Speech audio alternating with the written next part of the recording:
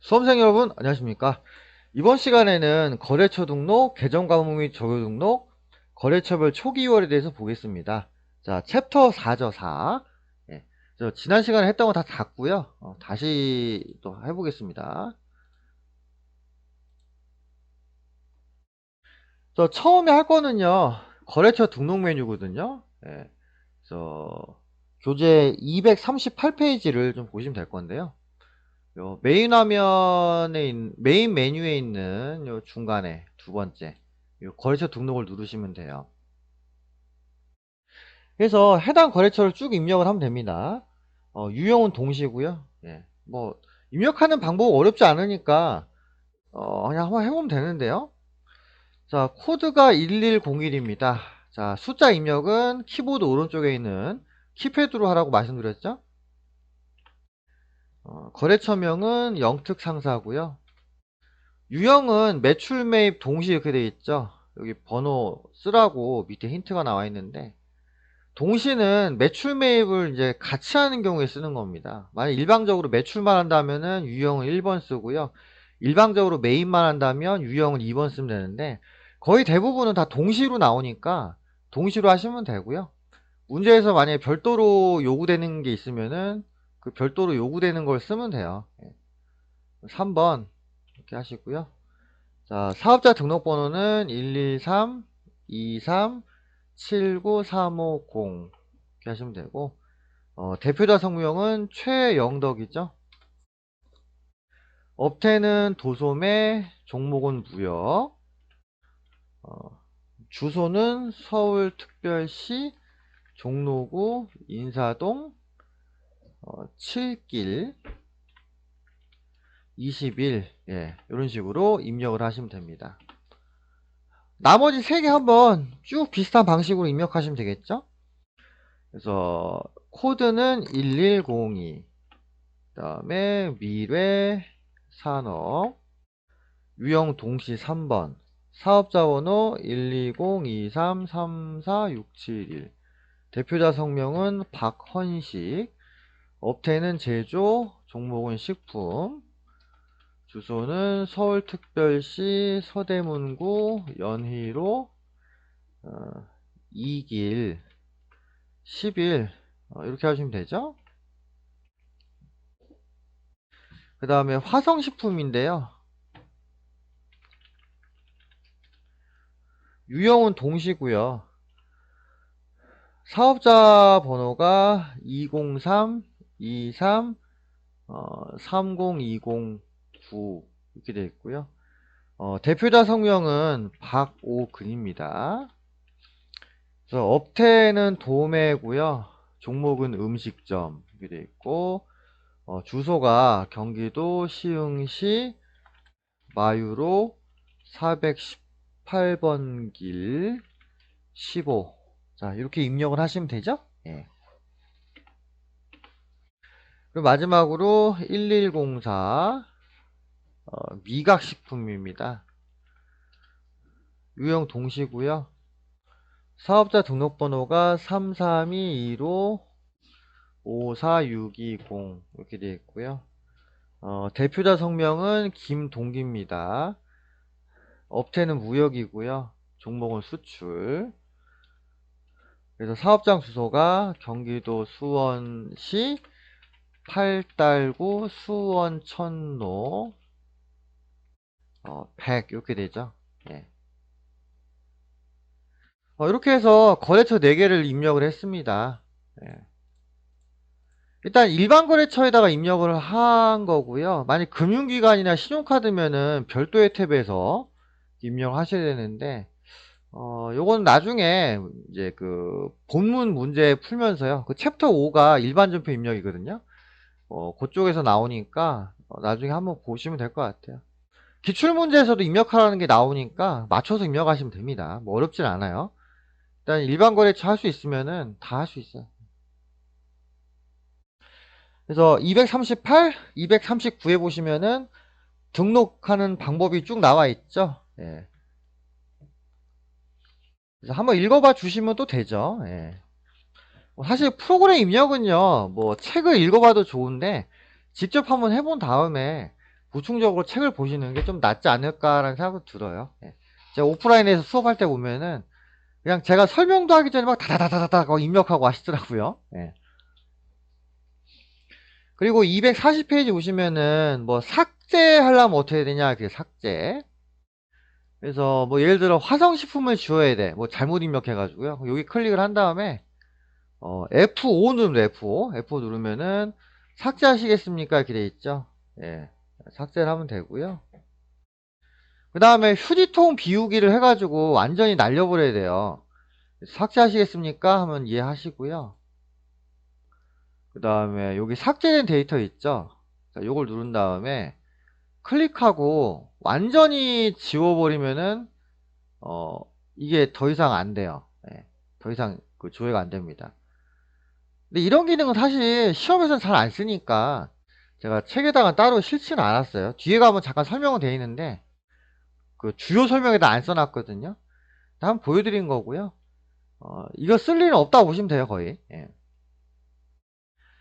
만약에 지운 걸 다시 살리고 싶다. 그럼 데이터 보고 눌러가지고 살리면 됩니다. 다시 살리죠?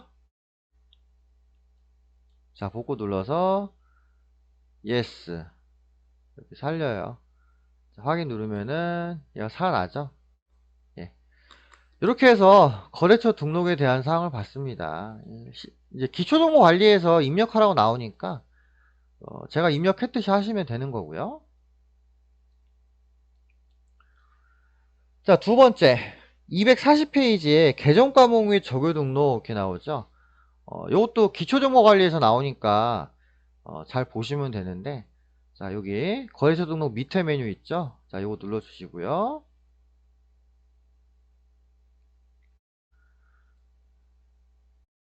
이 부분에 대해서 볼 건데, 일단은 그 240페이지부터 문제가 쭉 있단 말이에요. 그리고 242, 243, 244까지 이렇게 설명이 돼 있고요.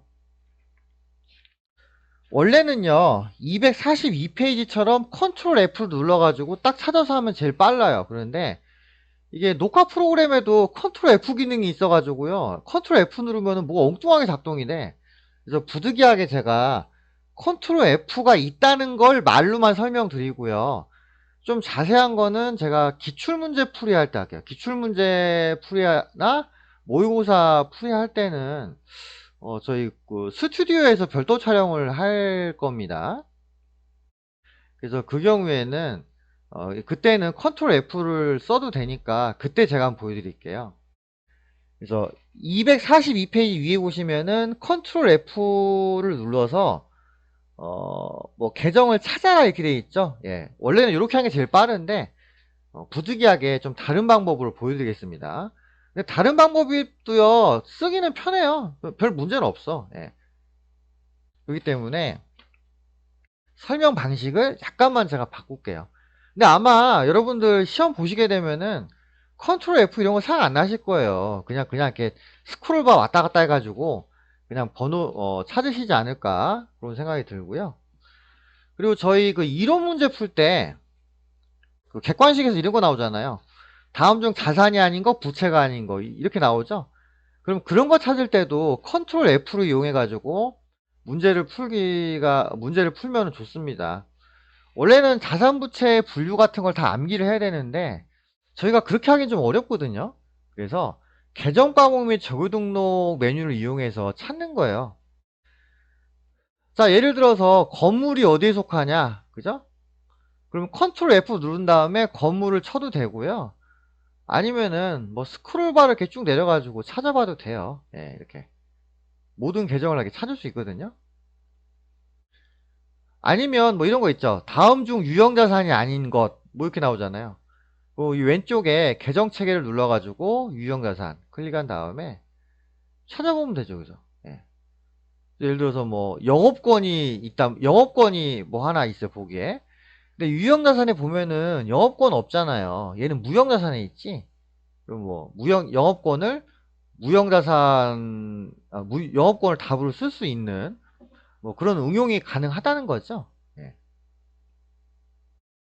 그래서 계정 과목 및 저유 등록 같은 경우는 요 옆에 계정 체계를 눌러가지고 찾을 수도 있고요. 그냥 스크롤바를 왔다 갔다 해가지고 찾을 수도 있어요. 가장 빠른 거는 컨트롤 F인데 어, 부득이하게 이제 이 컴퓨터 녹화할 때는 그 버튼을 쓸 수가 없으니까 차후에 스튜디오에서 기출문제 모의고사 촬영할 때 제가 이야기를 드리겠다는 겁니다.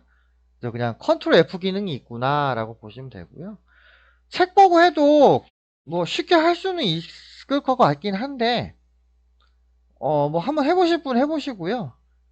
그 다음에 이제 컨트롤 F 안 쓰고 하는 법들도 있으니까 일단 그 방법 위주로 제가 설명을 드리겠습니다. 자, 그래서 240페이지부터 241페이지 보시면은 영업보증금, 그 다음에 여비교통비, 운반비에 대해서 뭐 적요 등록하고 뭘 바꾸는 게 나와 있단 말이에요. 적요라는 거는 해당 계정에 대해서 구체적으로 설명해 주는 것을 이야기를 합니다. 자, 그러면 1번 보죠, 1번. 자, 1번에 보면은 영업보증금 계정을 쓰려고 하는데 코드 번호가 249번이래요. 방법은 두 가지가 있습니다. 컨트롤 F 빼고. 자, 249번이면은, 여기 보시면은, 231부터 250까지가 기타 비유동이니까, 249면 이 안에 들어가는 번호잖아요. 그래서 기타 비유동을 클릭을 해요. 자, 클릭을 하면은 231부터 240, 250까지 나오고요. 여기 밑에 두 개 보면은 여유 계정이 있죠? 사용자 설정 계정 과목이라 되어 있는데, 추가적으로 계정이 더 나올 수 있으니까 여기다 입력하란 얘기고요. 기존에 계정이 세팅이 돼 있어요. 뭐 요거 그냥 쓰다가 추가적으로 뭐 나오면은 밑에 이렇게 빈 계정에다가 이렇게 입력을 하는 거고요. 참고로 요 빨간색으로 되어 있는 거 있죠? 요 빨간색으로 되어 있는 거는 수정하지 않습니다. 예, 시험에서는 수정하는 거 거의 안 나오고요. 혹시 몰라서 제가 뭐 마지막에다가 수정하는 거 제가 그 방법을 써놓긴 했는데 뭐 수정할 일은 거의 없다고 보시면 돼. 예. 자, 그래서 그 계정 코드 있죠? 그걸 보고 요 사이에 들어가는 거, 요 범위에 포함되는 거 눌러서 이렇게 찾아도 되고요. 아니면 그냥 스크롤 바를 이용해서 그냥 249 될 때까지 가도 돼요. 예. 뭐 뭘 해도 상관없는데 컨트롤 F를 안 쓴다고 치면은 요 계정 체계를 누르는 게 제일 빠르겠죠? 자, 249 클릭하고요. 그다음 옆으로 가면 옆으로. 자, 옆에 요 내용을 바꿔요. 자, 계정 과목이 뭐죠? 영업 보증금이죠. 예. 그리고 성격은 일반. 자, 3번 누르시면 되고. 그 외 나머지 거는 건들지 마세요. 예, 문제에 나와 있는 내용에 대해서만 조정하시면 돼요. 자, 적요. 보충 설명이죠. 자, 대체 적요입니다. 자, 번호 1번 누르시고, 어떻게 하시면 돼요? 영업 보증금 계좌 이체. 예, 이런 식으로 입력을 하시면 된다는 거죠. 현금 적요가 있고 대체 적요가 있는데 현금 적요는 현금이 오고 갈 때만 사용되는 적요고요. 대체 적요가 통상적으로 쓰이는 적요다. 이렇게 이해를 하시면 됩니다. 그래서 번호에다가 영업보증금 계좌이체를 쓰시면 되고요. 만약에 이거 잘못했으면 어때요? 요 해당 칸을 클릭하시고 F5 있죠, F5. F5. F5를 누르면은 삭제할 수가 있습니다. 예. 일단 삭제 버튼은 F5라는 걸 좀 기억하시고요. 여기 위에도 나와 있잖아. 그죠? 예. 지우진 않을게요. 예. 뭐 지워야 될 필요가 있으면은 F5를 누르면 된다. 이렇게 이해를 하시면 되고요. 그 다음에 두 번째 보겠습니다. 두 번째. 예. 241페이지인데, 812번 여비교통비 대체적요 3번에 시외 출장비 가지급 정산을 등록하시오 이렇게 돼 있죠. 자, 812번이면은 여기 판관비 범위에 속하죠. 812. 그래서 여기 클릭을 합니다. 812 보시면 여비교통비 있으니까 여기 누르시고 대체적으로 3번에 뭘 입력해요? 시외 출장비 가지급 정산 이렇게 입력하시면 되죠.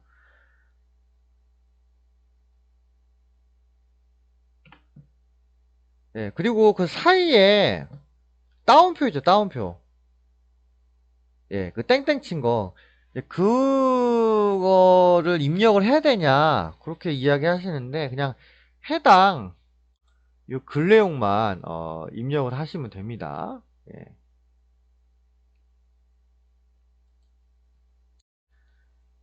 이렇게 해서 두 번째 문제도 풀었고요. 지금 240, 41페이지 문제 보고 있어요.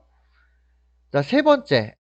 824에다가, 적요를 등록을 합니다. 자, 824. 똑같은 800번대죠. 자, 클릭을 하시고, 그 다음에 이제, 현금 적요 4번에,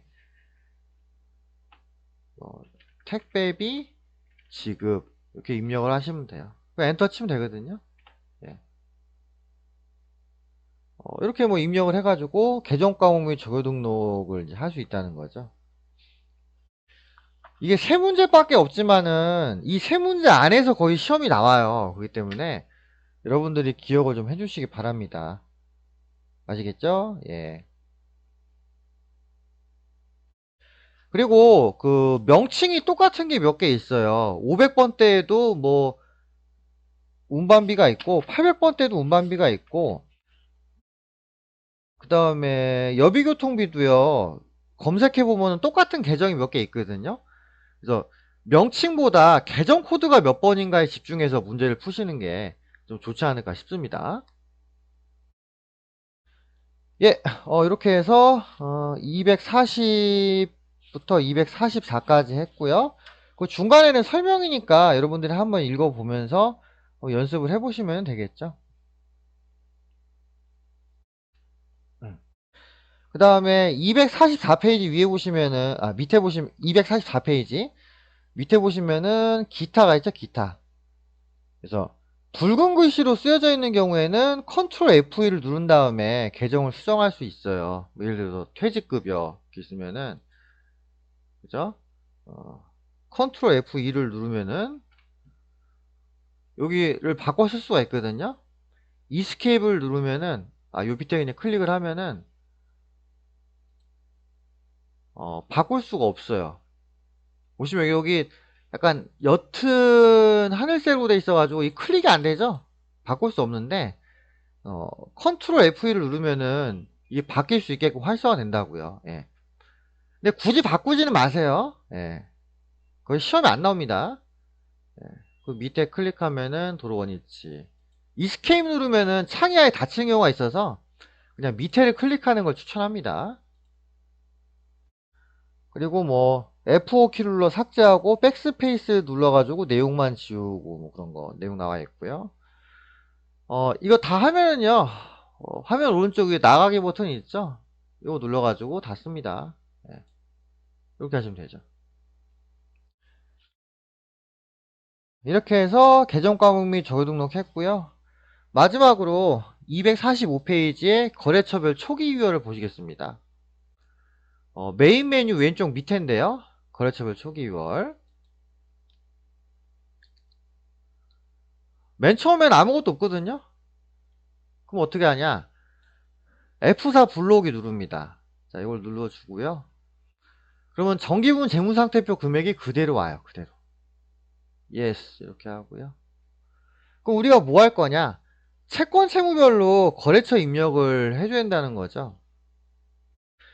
외상매출금 받으러 온 외상매입금 지급원 같은 경우는 기초금액이 있을 거란 말이에요. 분명히. 기초금액에다 거래처를 걸어주고요. 기중에 증감이 있겠죠. 그러면은 이제 증감을 반영해서 기말금액이 나올 거라고요. 특히나 채권 채무는 거래처별로 얼마씩 주고받아야 되는지 확인해야 되기 때문에 어, 기준거래처의 경우 당연히 채권채무 입력을 해야 되고, 그 채권채무에 대한 거래처를 입력해야 되고, 기초채권채무에 대해서도 거래처를 입력을 또 해야 됩니다. 예. 뭐 일단 시험 목적이라면은 주어진 대로 그냥 하시면 되는 거고요. 의미가 있으니까 잊어버리시면 안 됩니다. 그래서 245페이지 보시면은 외상매출금 받으러옴, 외상매입금 지급어음 이렇게 나오죠. 그래서 외상매출금 클릭하면은 이제 코드가 나와. 코드. 참고로 이 코드는요 명칭을 쓴다고 이렇게 입력이 안 돼요. F2 버튼 눌러가지고 이렇게 도움창을 띄워야 됩니다. 자, 처음에 영특상사고요. 그 다음에 금액은 2,600만원 이렇게 되고, 너무 당연한 얘기지만 거래처별 금액 합계가 전체 합계하고 맞아야 되죠. 이게 안 맞으면 문제가 있어요. 그래서 시험에서는 이제 일부러 금액을 안 맞게 줘. 그래가지고 맞추시오 문제 이렇게 나온단 말이에요. 그 다음에 받으럼 있죠. 자, 코드 클릭하고 F2 눌러서 예, 미래산업 이렇게 해주시고, 금액은 3,300입니다. 이렇게 해주시면 되고요. 그 다음에 외상매입금이죠.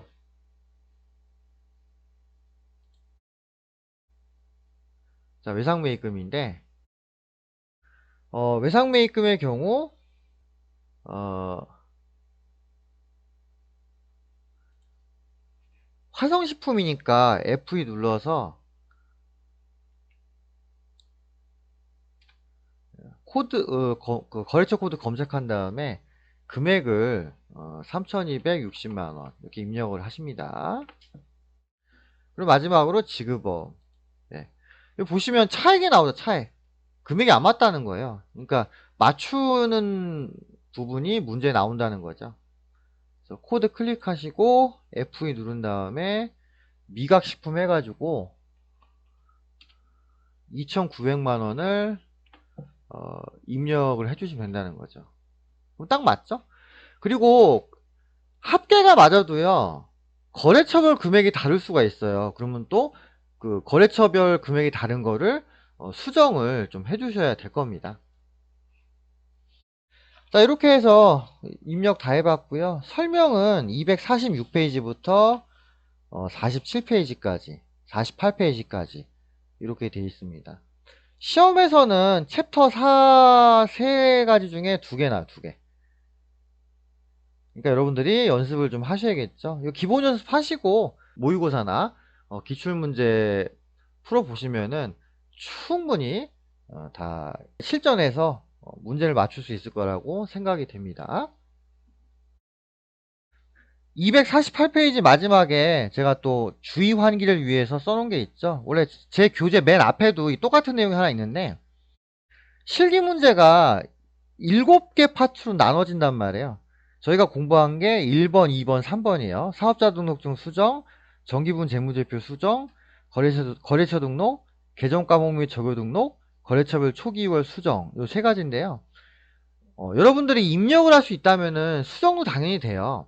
기본적인 포맷이 어떤 건지 다 봤잖아. 그죠? 그래서 요 3가지가 18점이니까 이거를 맞추고 시작해야 돼요. 이걸 못 맞추게 되면은 합격이 좀 어렵습니다. 아시겠죠? 예.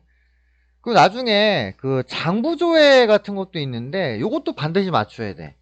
그리고 오류 수정도 웬만하면 맞춰주시는 게 좋아요. 예. 실제로 이제 분계 저희가 입력해 보는 거는 4번하고 6번입니다. 4번하고 6번. 여기서 이제 몇 개 틀리는 건 좀 감수를 하고 나머지 애들은 최대한 맞추는 걸로 여러분들이 목표를 삼아야 전산회계 2급을 합격할 수 있는 거죠. 전산회계 2급이 절대 쉬운 게 아닙니다. 예, 아시겠죠? 여러분들 주의하셔야 돼요. 그냥 쉽다고 대충 막 하시는 경우 많은데 의외로 합격률이 높지 않습니다. 예, 그럼 여기까지 하고요. 다음 강의 때 일반 점표 입력에 대해서 이제 한번 해볼 건데요. 처음에는 좀 여러분들이 스스로 좀 하게끔 제가 좀 유도할 거예요. 근데 이제 또 제가 전체적으로 설명해야 될 부분도 있으니까 그 경우에는 제가 또 설명을 해드리고 약간 강약 조절하면서 문제를 풀어보도록 하겠습니다. 예, 그럼 여기까지 하고 마치겠습니다. 수고하셨습니다.